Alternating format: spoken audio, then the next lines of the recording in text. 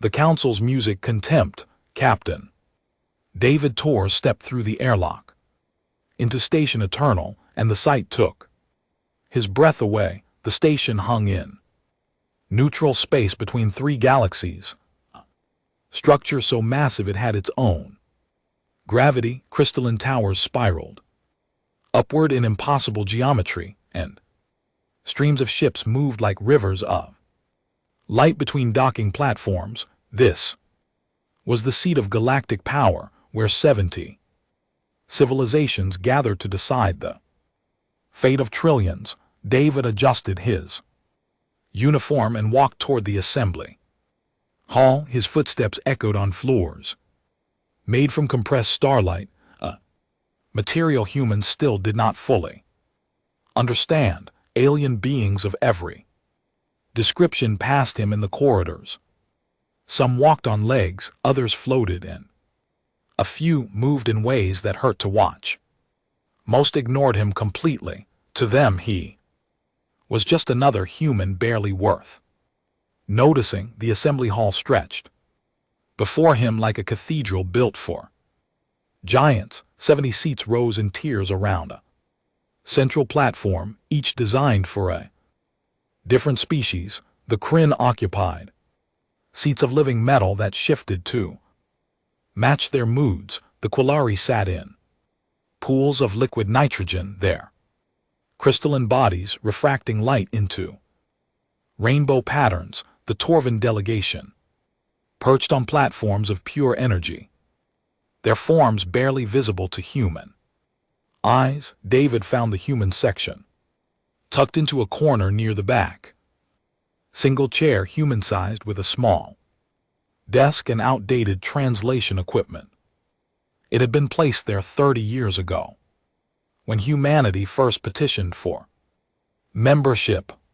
The position had not improved since. Council leader Vraxen called the session to order. His species, the Zarathi, resembled massive bears covered in metallic scales. His voice rumbled through the chamber like distant thunder. Today they would discuss resource allocation, territorial boundaries, and trade agreements. David listened carefully, his expression neutral as the council debated matters affecting billions of lives across known space. Hours passed. The Quarry argued with the Torvan over mining rights in the Andros cluster. The Kryn demanded better shipping routes through the Veil Nebula. Every decision involved vast amounts of wealth and power. The council members treated these matters with appropriate gravity, their voices serious and their arguments detailed. Then Vraxen mentioned humanity. The atmosphere in the chamber changed. Immediately, David felt it like a physical shift in the air. Several aliens made sound that their species used for laughter. Others simply looked away as if the topic bored them. Counselor THR spoke first. Her people, the Mitrax, looked like enormous mantises covered in jeweled armor. Her voice carried clear contempt. The human question must be addressed. They occupy 17 systems in the Orion sector, systems that contain valuable heavy metals and rare isotopes. These resources are wasted on a species that barely understands basic fusion technology. David kept his face calm. Behind his left ear, a tiny device recorded every word, every gesture, every vote. On Earth and across human colonies, millions watched the session in real time, but the council did not know that. They thought humans had only primitive communications, that messages took weeks to travel between stars. The Torvan delegate flickered with colors that indicated amusement. Perhaps we were too generous. 40 years ago we granted humans access to these systems, thinking they would develop quickly. Instead, they struggled to maintain basic colonies. their trade contribution to the galactic economy is negligible. More laughter rippled through the chamber.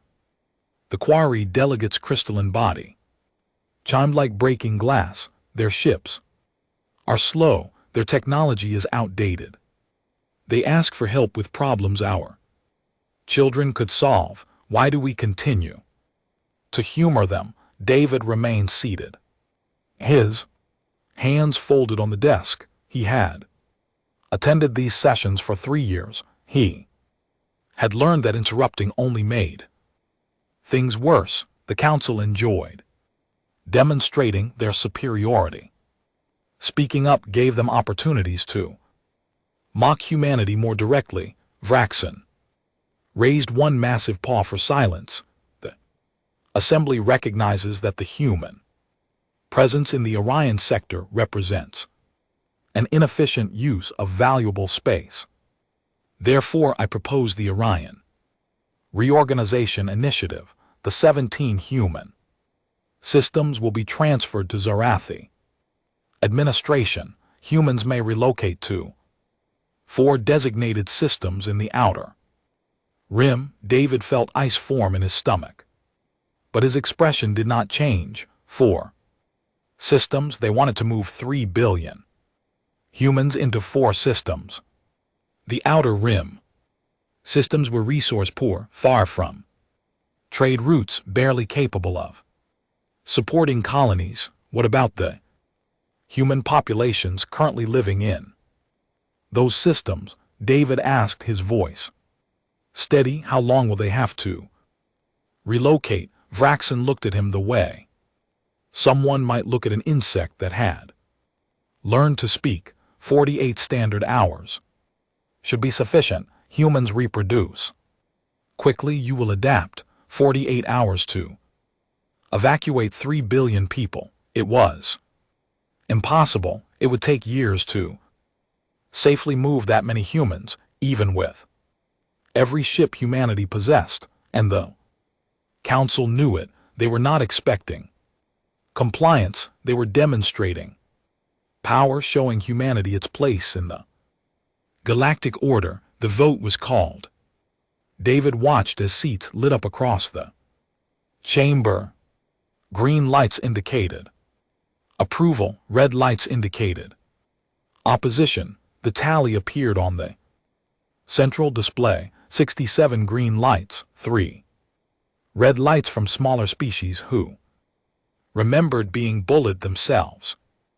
0 yellow abstentions. The Orion Reorganization Initiative passes with overwhelming support. Vraxen announced humanity has 48 standard hours to begin evacuation procedures. Failure to comply will result in forced relocation by Council security forces. The session continued with other business. The Council moved on to discussing trade tariffs, as if they had not just voted to displace billions of sentient beings. David sat quietly, his mind racing. Behind calm eyes, he waited until the session ended and the delegates began leaving the chamber. In the corridor outside, Councillor Thress approached him. Her mandibles clicked with amusement. I hope you understand, Captain Tors, this is not personal. The galaxy must be managed efficiently. Resources cannot be wasted on species that lack the capacity to use them properly. David met her multifaceted eyes. I understand perfectly, Counselor. Thank you for making your position so clear. She walked away satisfied that the human had accepted his place. David waited until he was alone, then activated his secure communicator. The device was more advanced than anything the Council suspected humans possessed. The message was brief, coded in a language that would mean nothing to alien interceptors. Control, this is Taurus. Recommend immediate implementation of Chimera Protocol. Council has revealed true intentions. All diplomatic options exhausted. Awaiting confirmation, the response came. Back in seconds, impossibly fast for primitive human communications, Chimera. Protocol confirmed, Admiral Cross has been notified, return to Olympus. Immediately, the masquerade ends at dawn. David walked back to his shuttle. A small vessel that looked outdated and slow. The council had approved its design years ago, laughing at human engineering. They had no idea the ship contained technology that would revolutionize their understanding of physics. As his shuttle lifted away from Station Eternal, David looked back at the massive structure one final time. The aliens inside believed they had just put humanity in its place.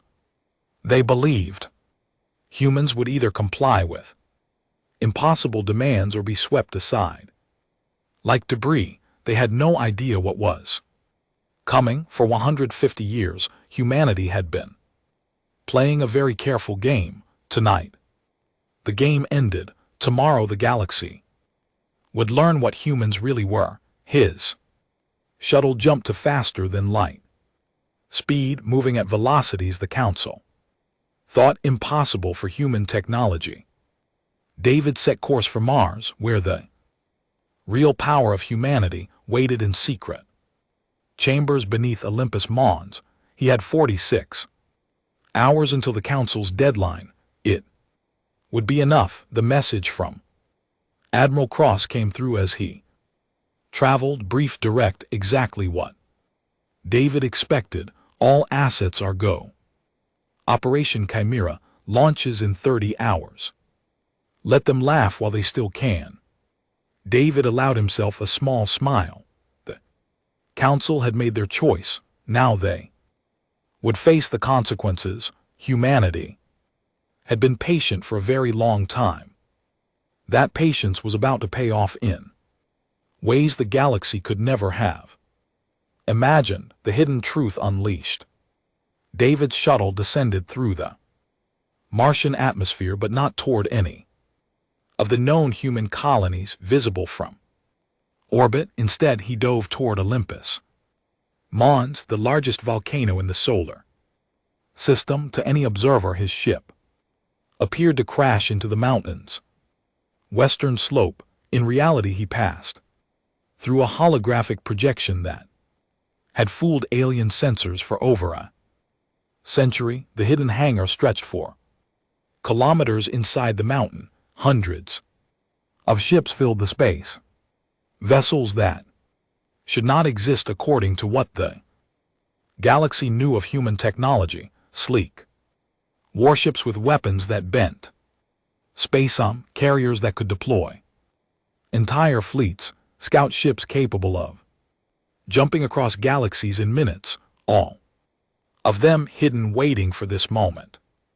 David landed his shuttle and stepped out onto the deck. Thousands of personnel moved with practiced efficiency, preparing for operations that would reshape galactic politics forever. He took a transport tube that dropped him 3 km deeper into Mars, past levels of laboratories, command centers, and living quarters that housed 50,000 people the council did not know existed.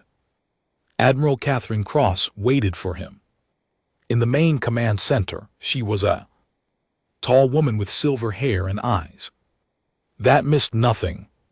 Behind her, holographic displays showed star maps covering not just the Milky Way but neighboring galaxies as well. Thousands of points of light marked human assets across space. Captain Torres, she said, her voice calm despite the magnitude of what was about to happen. I trust the council made their position clear. David handed her the data chip containing full recordings of the session. They want 3 billion people relocated to 4 systems in 48 hours. They laughed while voting for it. They think we're insects to be swept aside when convenient. Admiral Cross played the recordings, listening To Vraxen's pronouncement and the laughter that followed, her expression remained neutral, but David knew her well enough to see the cold anger in her eyes.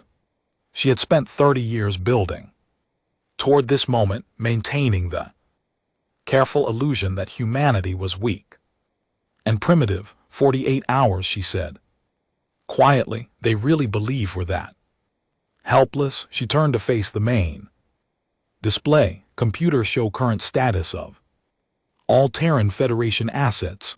The display exploded with light. Thousands upon thousands of markers appeared across multiple galaxies. David had known humanity's secret was vast, but this exceeded even his expectations. Each point of light represented a colony, a station, a fleet, or a facility that the Council had never detected. Admiral, he said slowly, how many worlds do we actually control? 4,217. She replied. And that count only includes colonies with populations over 10,000. We have another 6,000 outposts and research stations in unexplored space. David tried to comprehend the scale. The Council thought humans occupied 17 systems. The truth was 250 times larger. But how do we hide all of this? Admiral Cross smiled. Captain, humanity discovered faster than light travel 150 years ago, not 40 years ago as the Council believes. Our first contact with the Zargothi happened when we already had 300 colonies. We realized immediately that revealing our true strength would make us a threat, so we created a fiction. She gestured to the displays. We showed them 17 struggling colonies. We flew ships we deliberately made slow and inefficient. We asked questions we already knew the answers to. We played the role of naive newcomers while we explored regions of space they had never reached. We studied their technology, their weaknesses, their political structures, and we waited. General Marcus Richardson approached, a broad-shouldered man who commanded humanity's hidden fleets. Admiral, all fleet commanders are requesting permission to drop their disguises. The crews have been waiting for this for decades. Cross nodded. Authorization granted, but not yet. We move in coordinated phases. She turned to the tactical display. Commander Silva, status of our embedded assets. Commander Elena Silva, head of intelligence operation, stepped forward. Admiral, we have operatives in key positions throughout Council space. Power grid management, communications, networks, traffic control, supply chains. Over the past 30 years we have placed 12,000 agents in critical infrastructure roles. Many have lived their entire adult lives undercover, waiting for activation orders.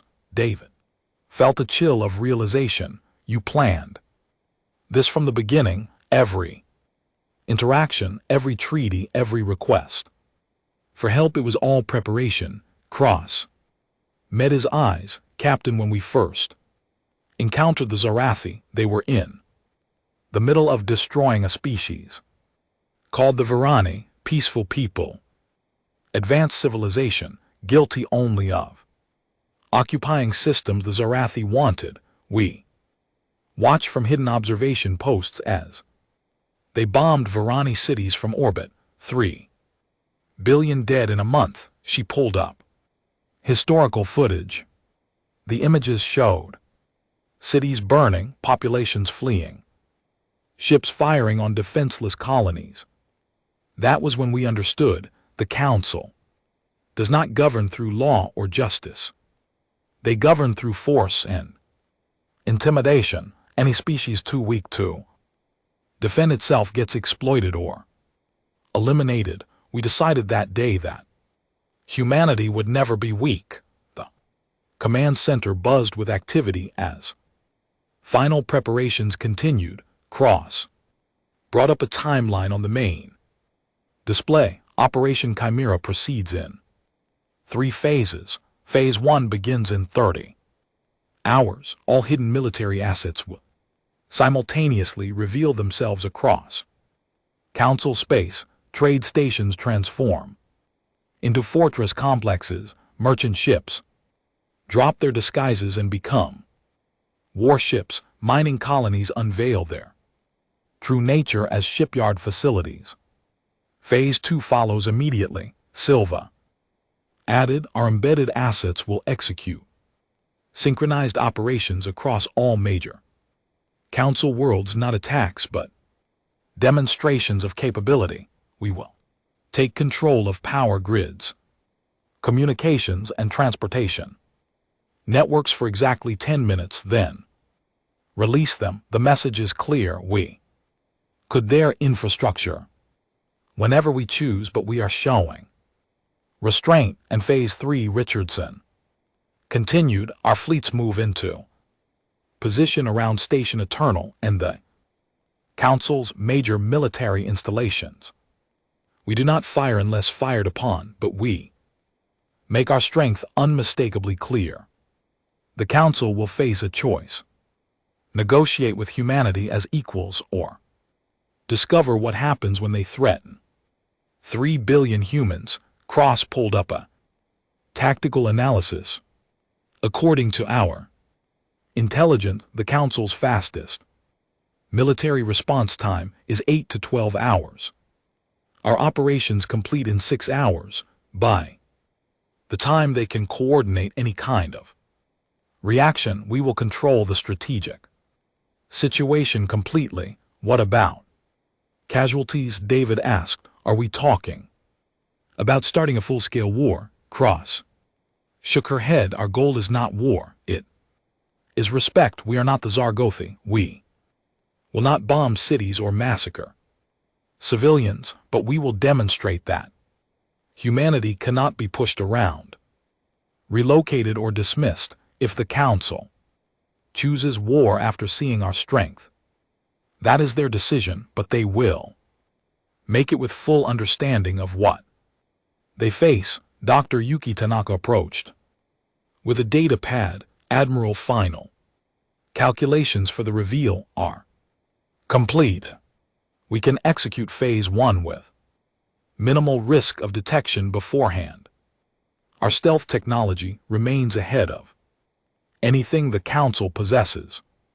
Cross-studied the numbers. Proved. Send activation codes to all assets. Operation Chimera launches in 29 hours. 43 minutes. She turned to address the entire command center. Her voice carried to every station. For 150 years, humanity has hidden in plain sight. We played weak while growing strong. We accepted insults while building an empire. We asked for scraps while claiming galaxies. Tomorrow the masquerade ends. The Council will learn that human patience is not weakness, human humility is not helplessness, and human restraint is not fear. They voted to relocate 3 billion of our people. Instead, they are about to discover that those 3 billion are a fraction of our true population. They laughed at our 17 system. They will soon see our 4,000 worlds. The command center erupted in controlled activity. Orders flowed to assets across multiple galaxies. Hidden fleets began final preparations. Embedded agents confirmed their readiness. The largest coordinated operation in human history moved toward execution with precision built over decades. David watched it all unfold, still processing the magnitude of what humanity had accomplished. Admiral, what happens after the reveal? The galaxy will never be the same. Cross nodded slowly. No, it will not, but perhaps that is what the galaxy needs. The Council has ruled through intimidation. For too long, too many species have been exploited, relocated, or destroyed. Humanity is strong enough now to demand change, not through conquest but through the simple fact that we cannot be ignored or dismissed. She brought up the final message prepared for the council scheduled to transmit the moment.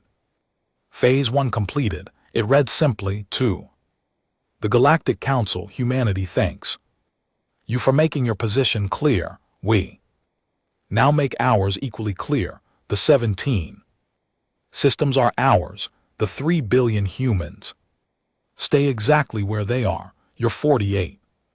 Our deadline is rejected. Instead, we offer you 48 hours to reconsider every assumption you have made about our species. Learn quickly. The galaxy has changed. Humanity is no longer asking for permission to exist among the stars. This is our formal notice that we exist. We are strong and we demand to be treated as equals. Choose your next actions wisely. David read it twice. It was direct, firm, and left no room for misinterpretation. Admiral, they're going to be furious. Cross allowed herself a slight smile. Fury means they are paying attention. For too long they paid us none. She checked the countdown. 29 hours until the galaxy changes forever. Captain, I suggest you get some rest. Tomorrow will be very interesting. David nodded and headed toward the quarters assigned to him. As he walked through corridors filled with purposeful activity, he thought about Counselor Thress and her dismissive words. He thought about Vraxen's casual cruelty. He thought about the laughter that had filled the assembly hall. In 29 hours that laughter would stop. The council had pushed humanity to reveal its true nature. They had forced this confrontation with their arrogance and contempt. Now they would learn what happens when you corner a species that has been quietly preparing for this exact moment for over a century. David reached his quarters and lay down, but sleep did not come easily. Somewhere above Mars, hidden in the asteroid belt, thousands of ships prepared for deployment across the galaxy. Agents checked their equipment one final time. On Earth and 4,000 hidden worlds, billions of humans waited for the moment their species would finally stand tall. The Council had given humanity 48 hours to comply with impossible demands. Instead, humanity would use those 48 hours to rewrite the rules of galactic civilization. The masquerade was ending. Tomorrow, the galaxy would meet the real humanity, and nothing would ever be the